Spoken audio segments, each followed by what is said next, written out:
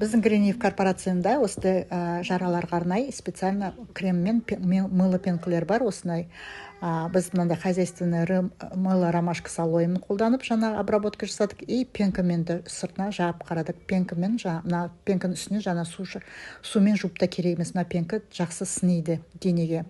Осын жақсы етіп обработканы жасап шықтық. Именно біздің Гринев корпорацияның крем бар, мына с конским жиром, арнайы Селюкс швейцарский бренд. Соны үстіне жағып шықтық.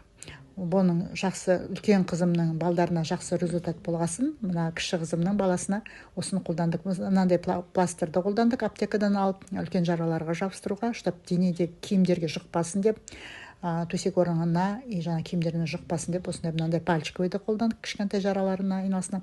Мына үлкен қызымның кіші баласының қолындағысы жара, и дәл сондай бетіне шыққан жара. Жақсы результат болғасын, сіздерге осы кремді ұсынып отырмын. Сіздерге пайдалы ақпарат болсын. Мұны өздеріңіз көріп тұрсыңдар. Қолындағысы жарасы, бетіндегі жаралары барлығы кетті. Қазіргі сурет мұны до и после.